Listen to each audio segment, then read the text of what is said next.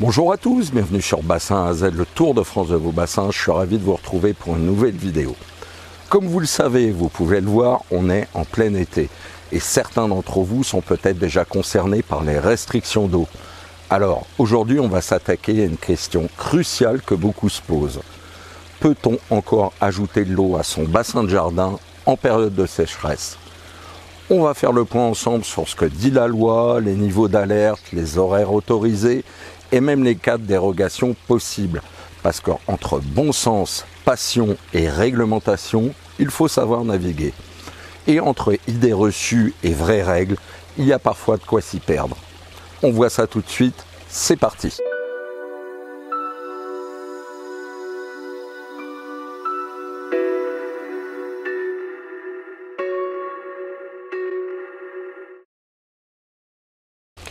Avec la multiplication des épisodes de sécheresse en France, de nombreuses communes appliquent des restrictions d'eau strictes, parfois pendant même plusieurs semaines.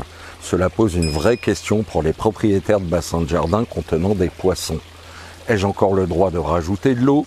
Et si mes poissons risquent de mourir, que faire? Que dit la loi? Pas d'exception automatique pour les bassins avec poissons. Les restrictions d'eau sont encadrées par des arrêtés préfectoraux qui dépendent du niveau de gravité de la sécheresse. Ces niveaux sont au nombre de 4. Vigilance, alerte, alerte renforcée et crise.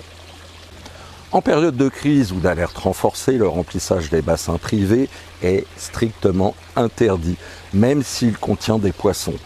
Et oui, malheureusement, les bassins de jardin ne sont pas considérés comme usage prioritaire de l'eau par l'administration, contrairement à l'eau potable, l'hygiène ou les besoins agricoles. Texte officiel. Un usage d'agrément.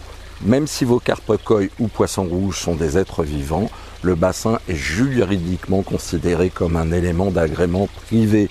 Il est donc assimilé à une piscine, un jardin ornemental ou un spa. Concrètement, en alerte renforcée ou en crise, tout ajout d'eau dans un bassin est interdit, sauf autorisation exceptionnelle de la préfecture ou de la mairie. Il existe des exceptions possibles, il faut faire une demande de dérogation. Si vos poissons sont en danger de mort, chaleur extrême, évaporation importante, montée de nitrite, manque d'oxygène, il est possible de faire une demande de dérogation exceptionnelle auprès de votre mairie ou de la préfecture. Mais attention au délai de réponse. Objet, demande de dérogation. Remplissage partiel de bassins contenant des poissons. Madame, monsieur, je possède un bassin de jardin contenant X carpe-coïs ou poissons rouges. En raison des fortes chaleurs actuelles, le niveau d'eau a fortement baissé, mettant en danger la vie des poissons. Risque de manque d'oxygène et pollution de l'eau et surtout une montée de nitrite ou d'ammoniac. Je sollicite donc votre autorisation exceptionnelle pour ajouter environ tant de litres d'eau afin de garantir la survie des animaux. Cette opération sera réalisée en dehors des heures interdites, bien sûr, avec un minimum d'eau et en toute responsabilité. Dans l'attente de votre retour, cordialement, prénom, nom, l'adresse et votre numéro de téléphone. Alors voici quelques conseils pratiques pour limiter les risques sans remplir, ou presque, si une autorisation n'est pas possible. Voici les alternatives pour préserver la vie dans votre bassin sans ajout massif d'eau. Renforcer l'oxygénation, installer une cascade, une fontaine, un bulleur pour limiter les risques d'asphyxie. Faites de l'ombre au bassin, une voile d'ombrage, des nénuphars, des canisses pour limiter l'évaporation et éviter la surchauffe de l'eau. Surveillez les paramètres d'eau, température, oxygène dissous, le pH, les nitrites et l'ammoniac. Réduisez la nourriture en période chaude pour limiter les déchets organiques et les montées de nitrites. Évitez d'utiliser l'eau de pluie brute. Si vous avez des carpe-coïs, elle est trop souvent acide, pauvre en minéraux et peut déstabiliser l'équilibre du bassin. Elle devrait être au mieux utilisée filtrée, stockée et testée. Alors, où se renseigner? Vous pouvez suivre l'évolution des restrictions via le site vigeo.gouv.fr, à votre préfecture ou mairie, Vous regardez sur le site de la préf ou sur le site de votre mairie ou le panneau d'affichage de votre mairie. Et vous avez également sur la carte des arrêtés de sécheresse sur le site propluvia.développement-durable.gouv.fr. Alors j'entends déjà votre question. Et si l'eau vient d'un puits ou d'un forage? Eh bien, contrairement à une idée reçue, utiliser l'eau d'un puits ou d'un forage privé ne vous dispense en aucun cas des restrictions en vigueur. Eh bien, vous voyez, même moi au départ, je pensais pas à ça. Je pensais qu'à partir du moment où on avait un puits, comme c'est mon cas, je le contrôlais pour savoir si tout allait bien et je pouvais m'en servir. Eh bien non. Même si vous ne puisez pas l'eau dans le réseau public, l'eau extraite provient d'une nappe souterraine ou d'un milieu naturel commun à toute une région. Elle est donc concernée par les arrêtés préfectoraux en période de sécheresse. Les textes sont clairs, les restrictions s'appliquent quelle que soit l'origine de l'eau, réseau, forage, puits, source privée.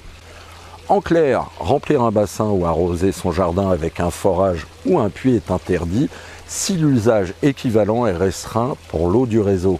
Même les forages déclarés en mairie ne sont pas exonérés. En cas de contrôle, vous pouvez être verbalisé si vous utilisez l'eau à des fins non prioritaires, remplissage du bassin, nettoyage, arrosage, etc., pendant une période interdite.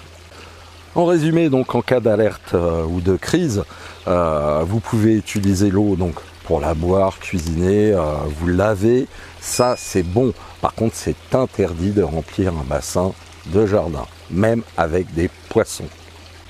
Alors, quels sont les horaires autorisés pour ajouter de l'eau? Les horaires d'utilisation de l'eau varient selon le niveau de restriction de sécheresse et des décisions préfectorales locales.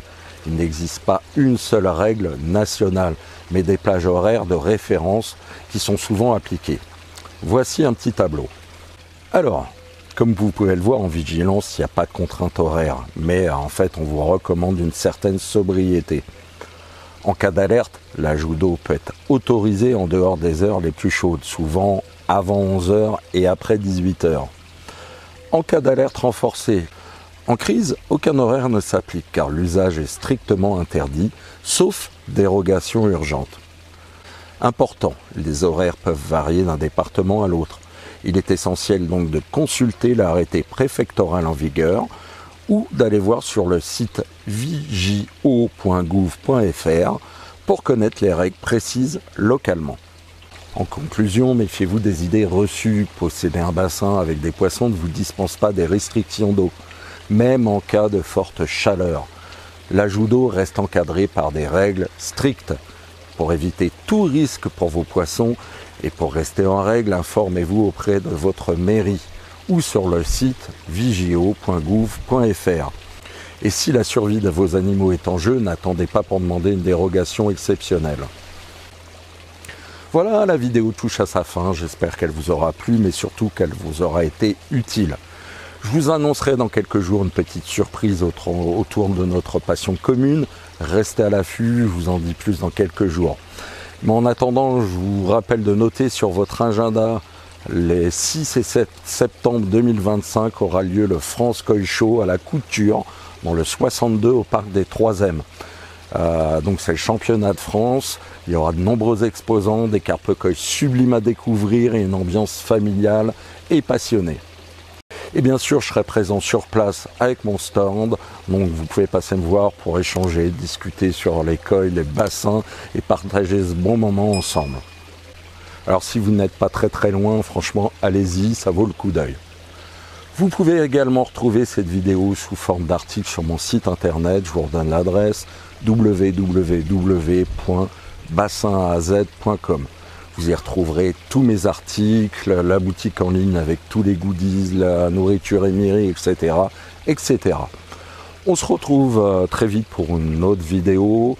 En attendant, prenez bien soin de vous. Bye et surtout, j'oubliais, bonnes vacances à vous tous.